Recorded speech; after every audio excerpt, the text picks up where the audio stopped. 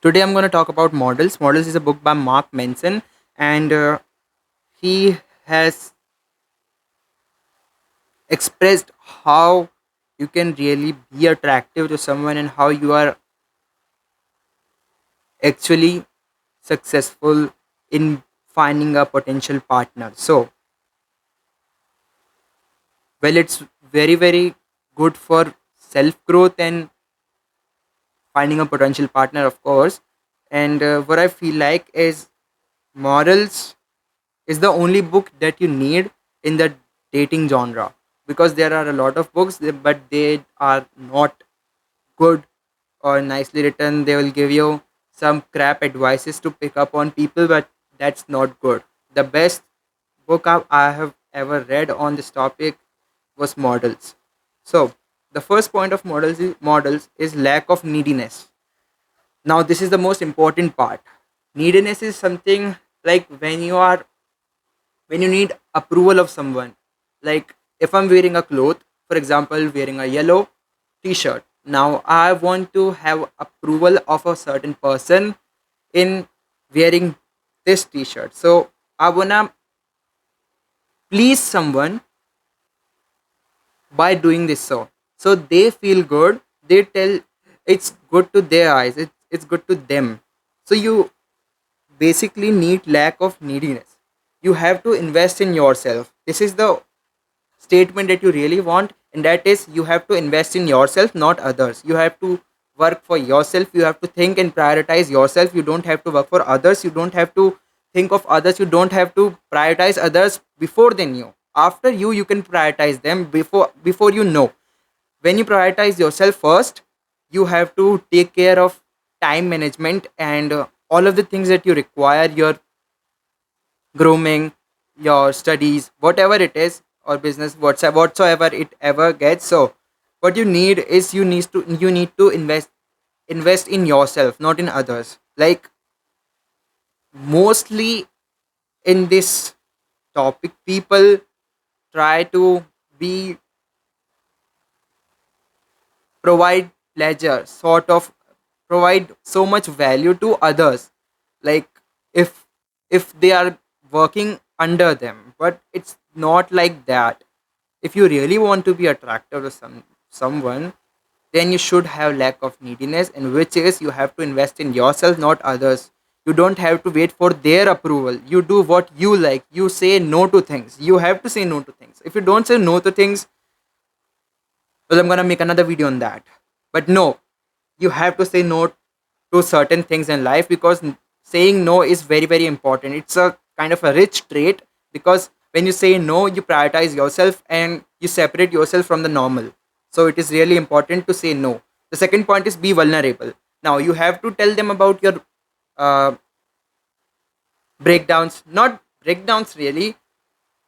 You have to tell them about your weaknesses, your weak points, where you lack something, what you are good at, and something that is maybe you would like to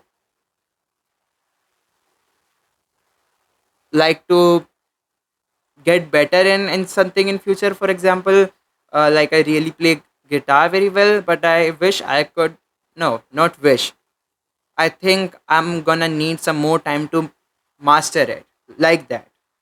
Being vulnerable is like sharing yourself to others. You have to put yourself out there. So you have to share yourself to other people, and you gotta tell them what you feel about certain things, what you feel about anything. For example, if two guys, if for example if I'm approaching someone, I say hi, and now I want to become vulnerable to them. So I have to tell them about, yeah, so I have to tell them about things that are really having deep impact in my life. For example,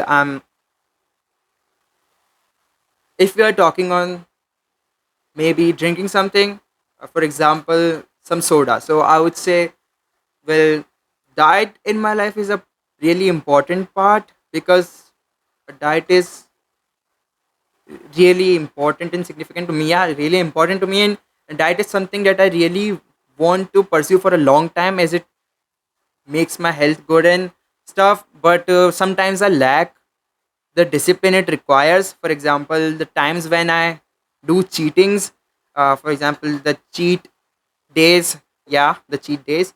uh, so you gotta be telling yourself to others. You cannot have yourself secretive so much. You have to tell others what you are right now, and what your thoughts are, what your true actual thoughts, what your true intent is. Another thing though, another tip I would say, if you really want to approach someone, please never ever be that dumb to just say it out loud.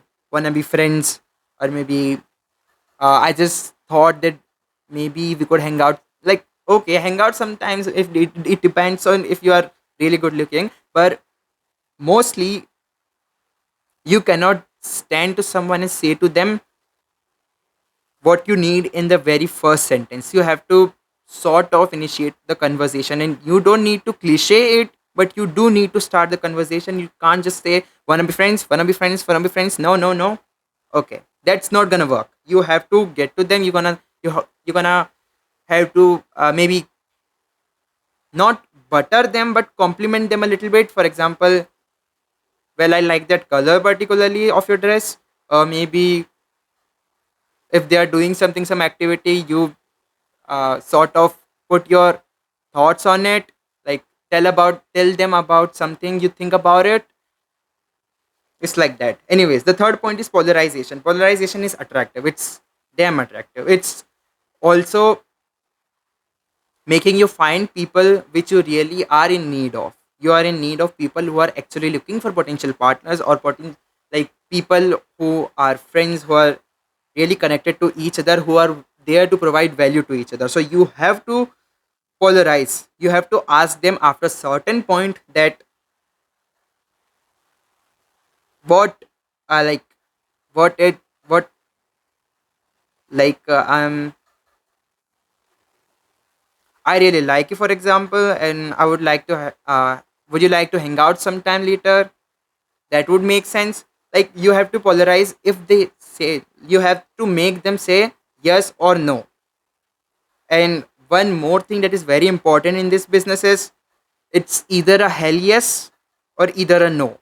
There is no meh, nah. There is no meh, okay. There is no nothing like that. You have to be sure either the person is hell yes, uh, really invested in you, or maybe invested in the conversation, or invested in the friendship, or whatever you're trying to do, or it's just no. It's a straight no.